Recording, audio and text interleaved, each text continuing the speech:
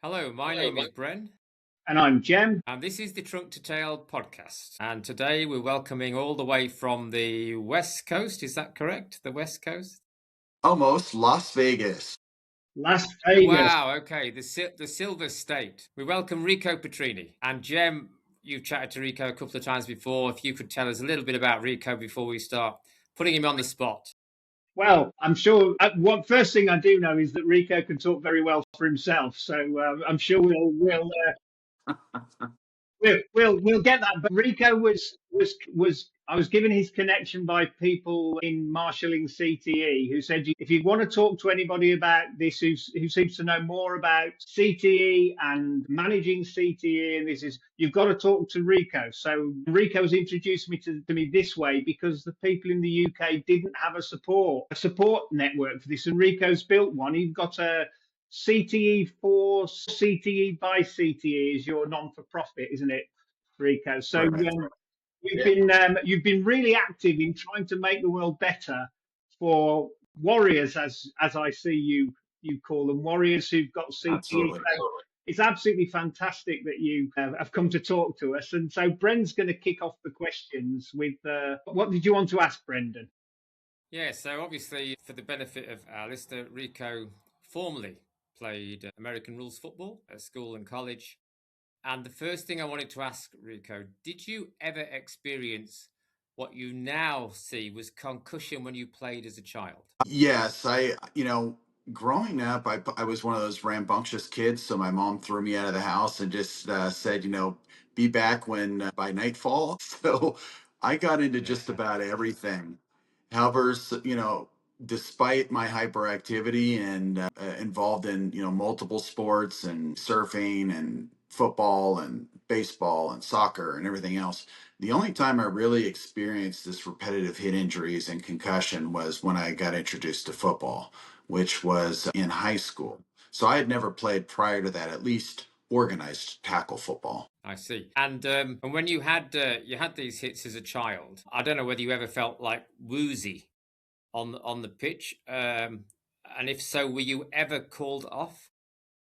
Yeah, so my first concussion was actually in freshman year, which is your first year of high school. And so Right. American football's played in the fall for in terms of the season sports. And I actually went to this school to play baseball. So I was a pretty good baseball player. The famous Barry Bonds, one of the home run leaders, Remember? Hall of Famer. Barry Bonds went to my high school. Oh My wow! high usually puts out 2 to 3 pro draft picks a year. Tom Brady, Oh, the famous quarterback, went to our high school, but believe it or not, he actually originally got drafted as a baseball player from Montreal. So he was another baseball player originally that came to that school. So I came there to play baseball. However, I had probably at least 3 or 4 concussions my freshman year playing football. I remember the first signs of it, which are really interesting when I look back now, because I didn't see them as indicators then, was major stomach disruption. My gut was just a mess. And I had a hard time holding food down. And then I was having these headaches quite often and was taking Advil, which I didn't realize at that time was masking a lot of these concussions. Um, Back in the day, I played high school, shoot, 40 years ago. Back at that time, if you got your bell rung or got a head knock, as you call it, across the pond there, nobody ever took you out. In fact, they often laughed at you and threw you back in, or and just you just kept playing on it. So there wasn't really a Right. concussion protocol or any kind of safety measures. can I just ask?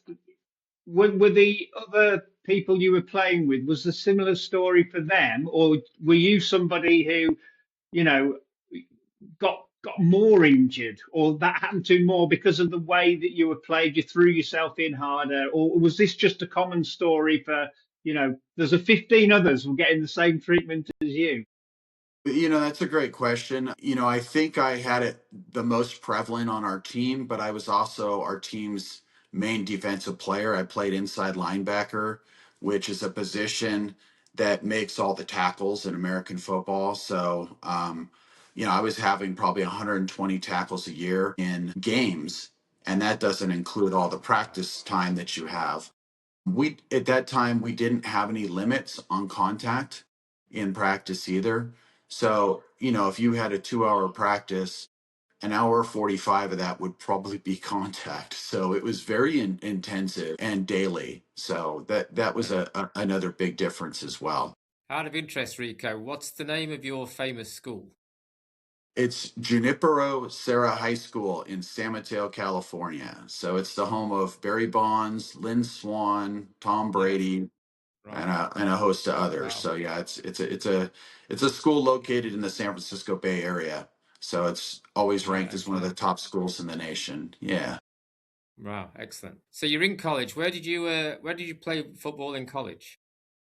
So in college, after high school, I was one of the top players in the nation. So I had 100 different offers to play, and my parents really left it up to me. I was the first person to ever go to college on either side of my family tree. So, they didn't know much to advise me on, and they just wanted me to be happy. So I did a recruiting trip to Oregon State University, and I just felt really at home with the environment there and the people and my coaching staff. And they told me, most importantly, that if I went, that they really needed me and I would get to play all 4 years. Which, yeah, I earned my scholarship money. I did in fact start for all 4 years in college, which is kind of rare. Yeah.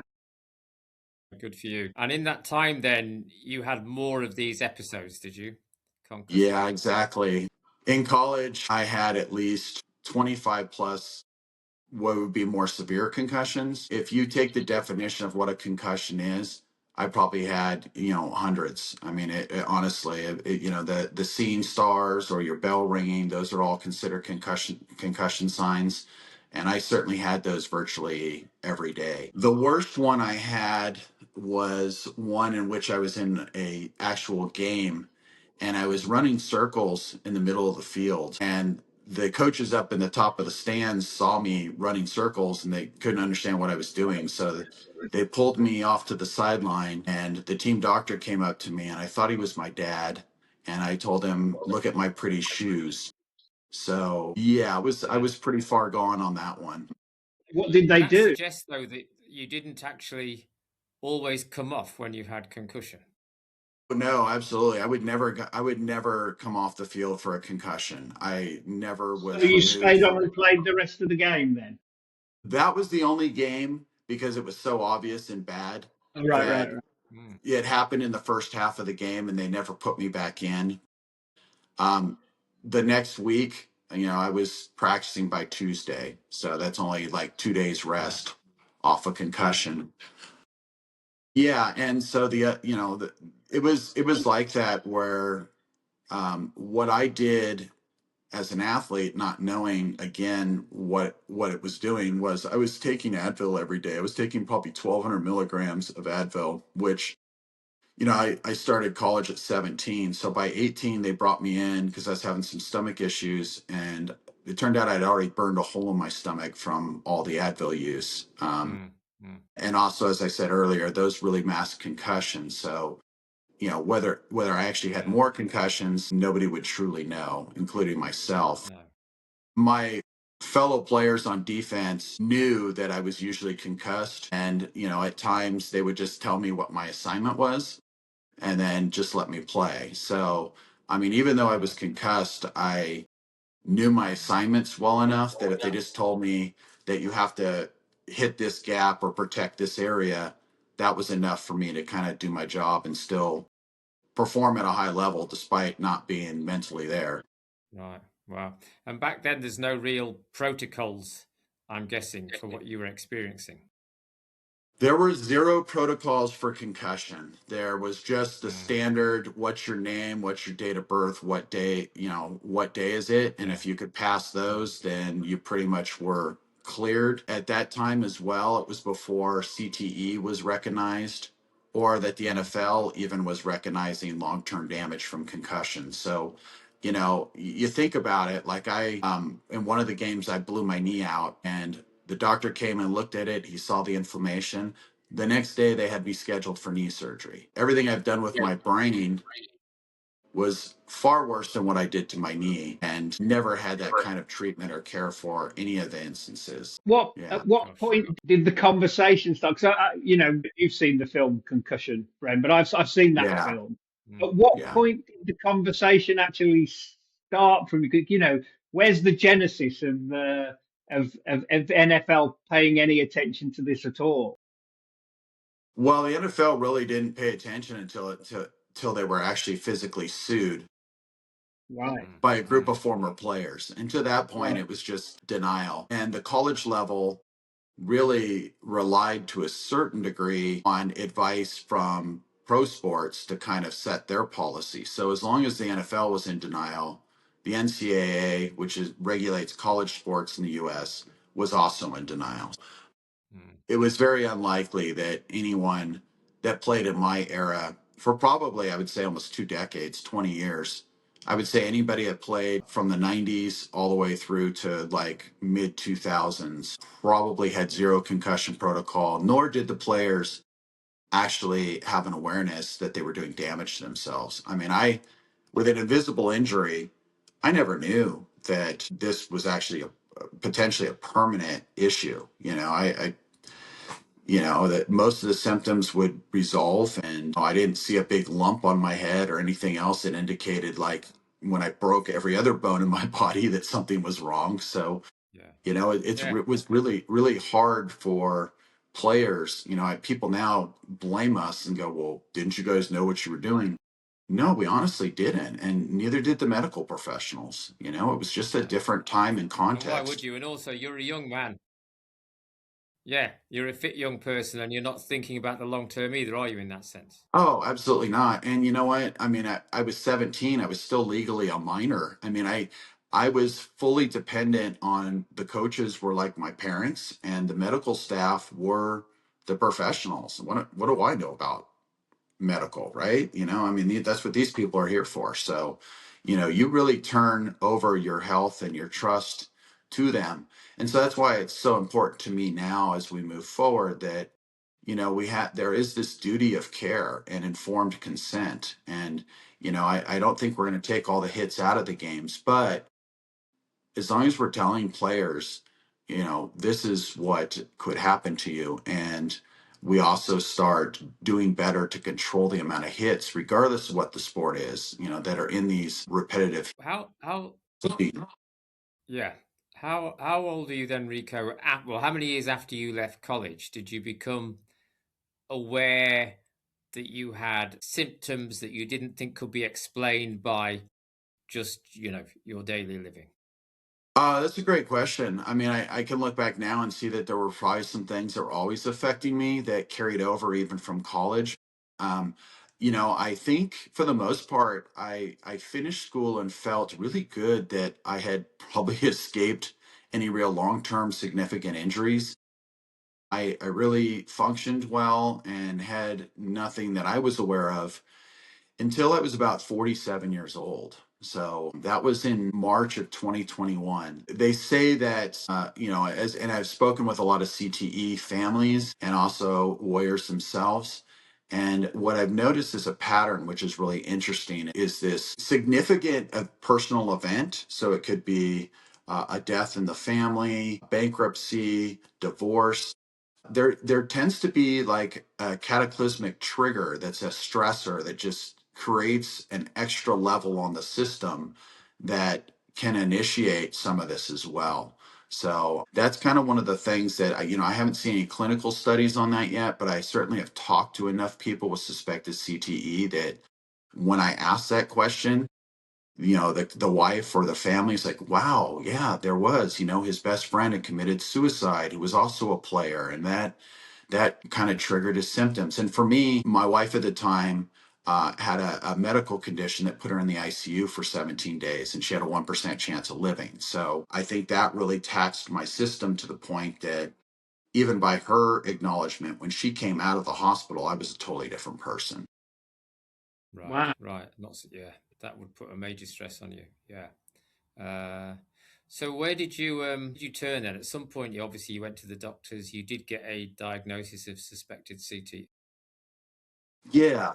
So what happened was probably from March to July of 2021, I just had systemic failure. It was just unfathomable. I mean, I went from really relatively healthy, still in great shape, still doing competitive mud running events and other activities, and really active prior to that. And then around this time, uh, I had effects of mood, behavior, cognitive, physical, and sleep. And so one of the first ones that came up was sleep. I was only getting, I felt like I was only getting about 2 hours of sleep at night. I was falling asleep at the office, that kind of thing. I went in and had a sleep study, and they said I was getting about 13 minutes of REM sleep a night, which is obviously completely unsustainable. In addition to that, I had restless legs, and I had something called REM sleep behavior disorder, which is a precursor to Parkinson's. And then to kind of cap that whole fun, I also had a diagnosis of complex sleep apnea, which is both obstructive and central. Now, central is when you stop breathing, is a dysautonomic symptom, which is again tied to nervous system. So next thing I was dealing with was really severe tinnitus, and I went to an ear, nose, and throat. They said you have no ear structural damage, no hearing loss. This is neuro in nature. Ocular, same issue. Vestibular, I was having balance problems, vertigo. And then, of course, the things that I think most families recognize first and warriors is the mood and behavioral changes. So for me, I suddenly started dealing with this severe depression, just very, very intense suicidality, anxiety, this extreme fight or flight response where, light and sound sensitivity, all of these things just snowballed. And I had never had any of those things before. So it would caught me completely by surprise, and everyone. And that Must was have in been. just a 4-month period. You went through all that. Yeah, yeah. Cognitive wise, couldn't even like if I had just put deodorant on, I couldn't even remember that I'd done it, or washed my hair. I would be in the shower and I'd just put soap in my hair, and then would go back and put more soap in my hair because I didn't even remember that I had done that. I mean, and some people will go, well, just attribute that to getting older. But you're It not was, old. I'm 64. well, it was, Cue the Beatles. you look fabulous, but it Thank you. this was happening every single day, where I was having like short-term memory, just complete slips, where I didn't know what I was supposed to do that day, get stuck, stop in the middle of activities and leave them behind, not realize that I had not completed them. You name it. It was just becoming really more and more intense and burdensome to, my quality of life. But you weren't associating this with the head injuries that you had while you were, or were you? Were you going, oh, this might be something? Well, yeah. So as I kept seeing more and more specialists, I saw almost 13 specialists during this time. The neurologist, unfortunately, in the U.S., is the last person you get to see because dementia and other things are so impacted. My first neurologist appointment was scheduled to be 10 months out. So Wow. had I waited for that, I would probably be dead. Mm. Seeing all these other referrals, and seeing that it was all neuro in nature, I went online to a Facebook support group, and it was focused on brain injury, and I said, hey, here's my history. I'm an athlete, 25 plus concussions, over 15,000 repetitive hits, played at a pretty high level. These are the things I'm experiencing. Do you guys have any advice on what the next step is? And fortunately, in that brain injury group, somebody reached out to me immediately and said, this sounds like suspected CTE, and there just happens to be a clinical study for college and pro football players that are retired with these kinds of brain injuries at the University of Utah, using photobiomodulation, which is red light, for the treatment of the brain. Okay. So you went along there, did you, and became part of their research group?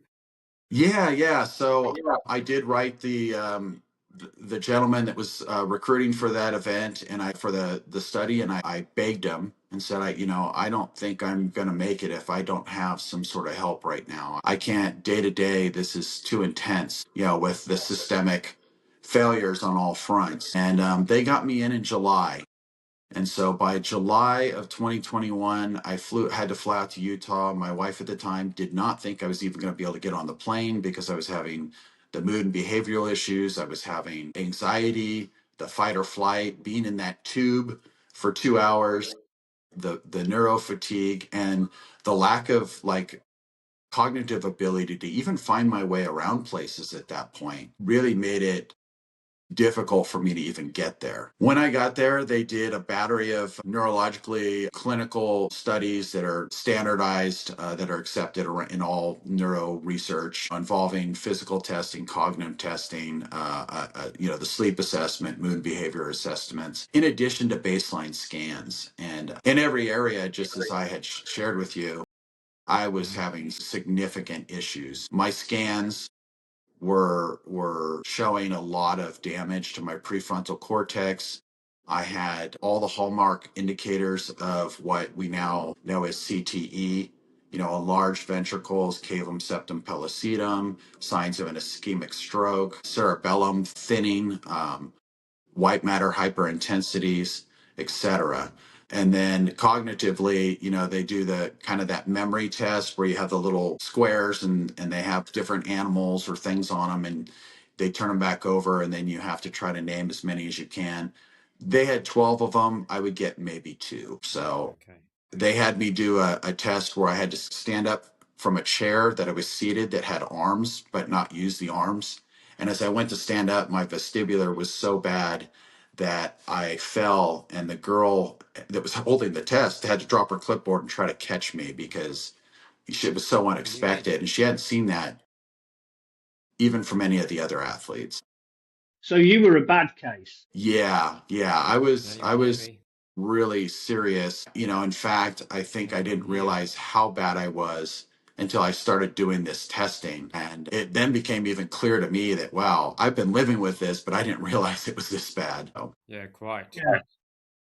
But it's So, interesting. what, Sorry. Rico, is this treatment exactly? Are you kind of zapped in some way with the light? How does it work? Yeah. So it's a red light headset, and you actually put it on your head. And what it does is it shines red and near infrared light onto the various parts of your brain. And then it has a piece that actually goes up through your nose and shines light up on the underside of your brain. And the mechanism of performance for it is by shining through the skull, it gets to that brain tissue and it stimulates the mitochondria in those cells. And so they produce more energy, but it also helps with reduction in neuroinflammation, clearance of waste, oxygenation of the brain, and also helping quell this hyperimmune response that also typically happens with a lot of neuro conditions. It really addresses all the main facets of neuro injury and brain injury. So, I'm guessing if you hadn't had that treatment, you'd be struggling to hold this conversation with us today. Oh yeah, this is 5 years later. If I had not had that treatment, I wouldn't even be getting on with you because I Yeah, yeah. just being in a public forum and also just trying to hold a conversation was very difficult. I couldn't keep my train of thought, and you have just continually racing things that are going through your brain that really keeps it unstable and really makes it difficult to have a conversation or follow a conversation for that matter.